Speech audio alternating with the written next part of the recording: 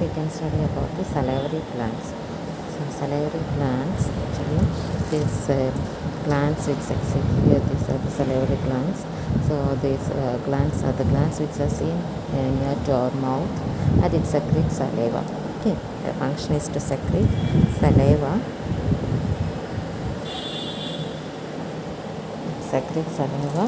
And the saliva will help the mouth to keep moist, and it provide a protective and lubricant coat for the mucous membrane of our mouth. Okay. And there are different types of salivary glands in our mouth. There are large glands which are known as major salivary glands, and there are small glands which are known as minor salivary glands. Major salivary glands discharge their secretion through the ducts into the mouth or oral cavity, and minor salivary glands directly pour their secretion into the mouth through their small duct. So then depends upon the type of secretion. The salivary glands are mucous salivary glands, mixed salivary glands, and serous salivary glands are there. Then we will see which are the major salivary glands. So there are three major salivary glands in the body. So they are the parotid gland, submandibular gland, and sublingual glands. Then minor salivary glands are the glands which are seen under the lips, that is labial glands, then seen in the buccal mucosa, that is buccal glands, then under the tongue, lingual glands, and also in the palate, that is palatine glands. So these are the minor salivary glands. Then we will see the major glands in detail.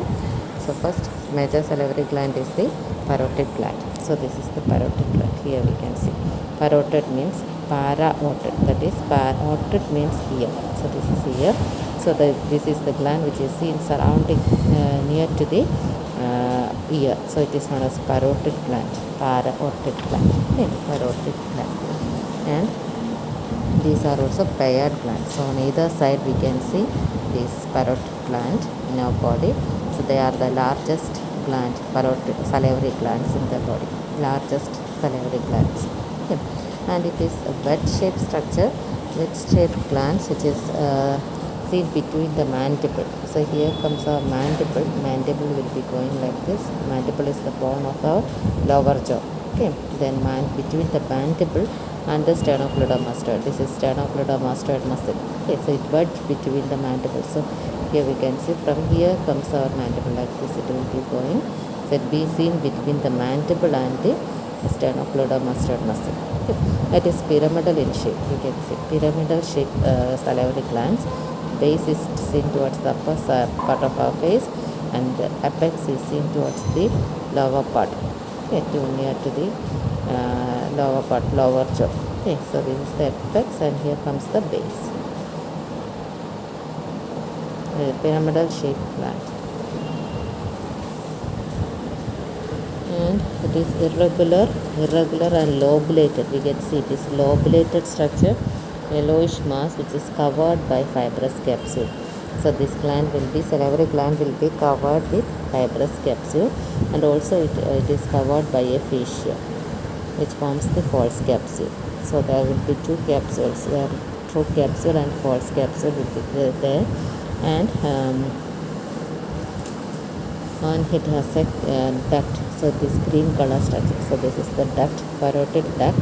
So this parotid duct is known as Stensen's duct, and we can see this is our mouth. So it passes through the cheeks, and it pierces the vaccinator muscle. This is our vaccinator muscle. So it pierces the vaccinator muscle. Then it pierces here one fascia will be there, buccopharyngeal fascia. It pierces the buccopharyngeal fascia and passes through the buccal part of fat, and finally reaches the mouth, that is vestibule part of our mouth, opposite to the second molar teeth. This is second molar teeth. This is the first molar, second molar. So opposite the second molar teeth, it opens into the vestibule of the mouth. So this is the parotid duct. Okay, and this is the parotid gland. And here we can see the structures passing through the gland, inside the gland. Okay, this is our retromandibular vein. So here we can see this is superficial temporal vein, and then here from here comes our maxillary vein, and this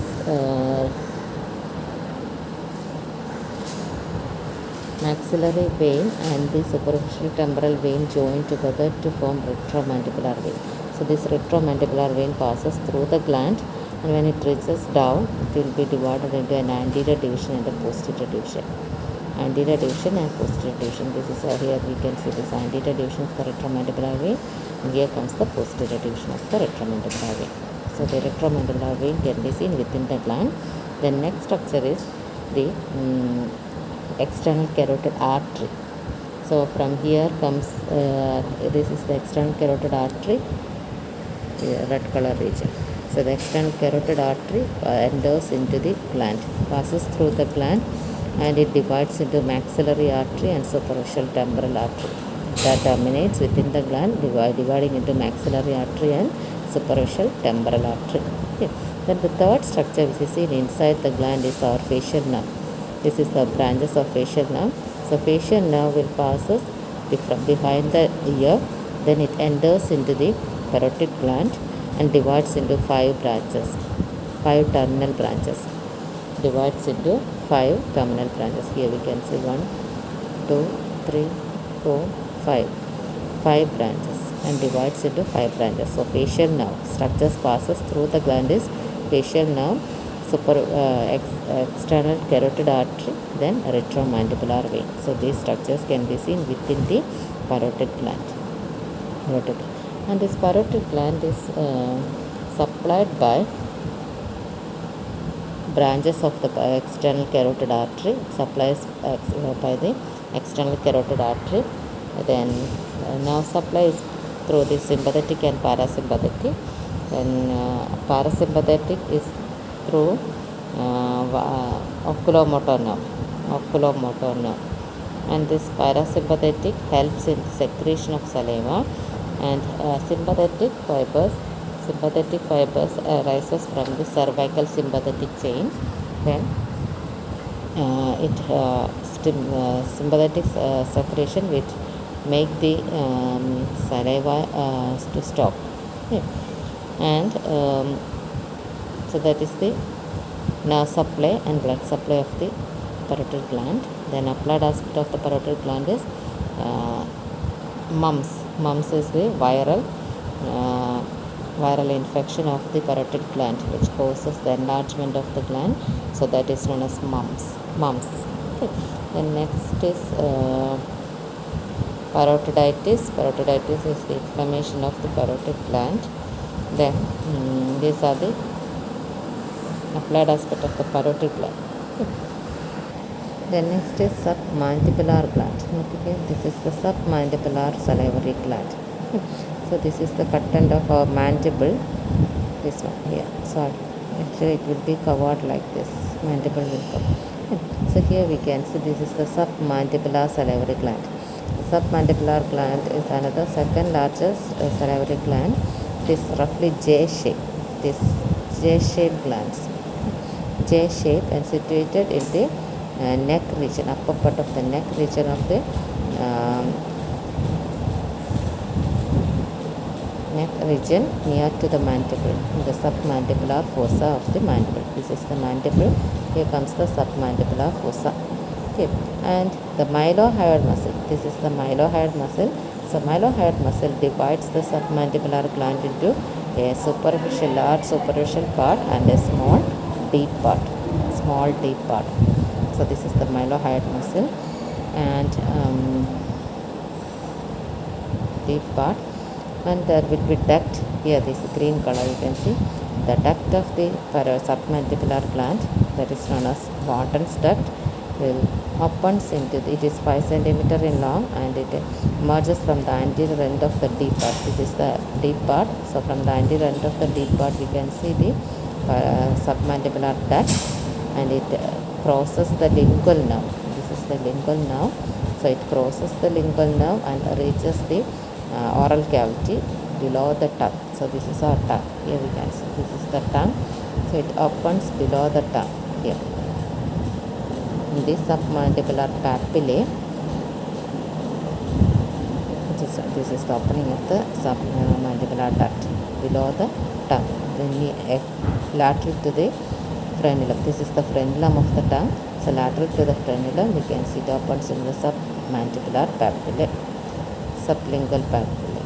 So this one, the opening of the submandibular duct. Okay. Then next is the sublingual gland. That is smallest among the major salivary gland, and before that the blood nerve supply of submandibular gland is supplied by the sympathetic and parasympathetic fibers. The parasympathetic arises from the submandibular ganglion. Passes through the lingual nerve and reaches the submandibular gland. Then it is supplied by the facial artery. Then venous drainage through the facial vein. So that's about the submandibular gland. The sublingual gland, and applied aspect of the submandibular gland is salivary caliculae. Salivary caliculae means stones in the salivary duct. Okay.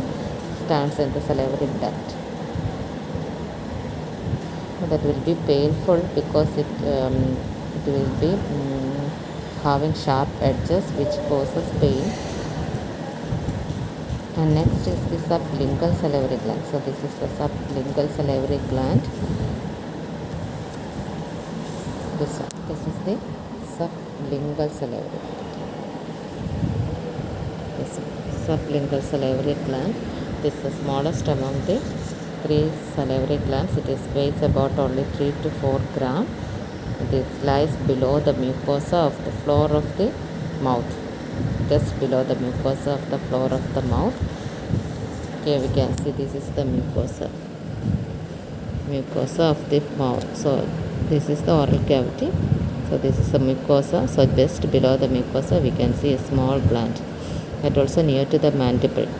Okay, so it is known as sublingual gland, and it has numerous ducts. We can see small duct arises from the sublingual gland, directly opens into the floor of the mouth. Okay, some duct will be joins with the duct of the submandibular gland. Okay. And this sublingual gland is also supplied by the sympathetic and parasympathetic fibers, rises from the submandibular ganglion.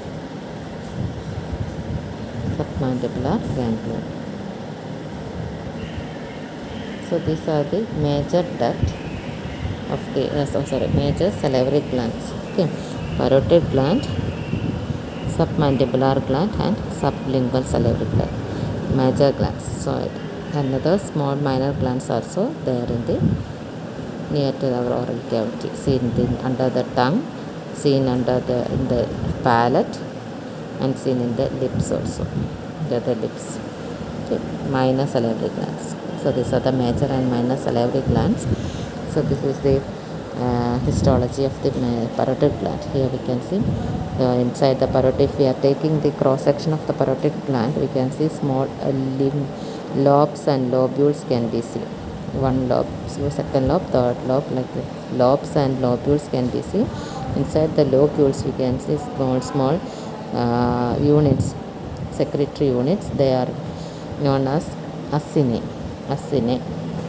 So this here we can see rounded acini can be seen here, and these all are the serous type. So serous acini can be seen here in the parotid gland. But in case of submandibular gland, both serous and mucous acini can be seen. This is mucous acini. So serous and mucous acini can be seen in the submandibular gland, and this is sublingual gland. Here we can see the mucous acini. Mostly mucous acini can be seen in the sublingual gland. So these are the 3 major salivary glands. Now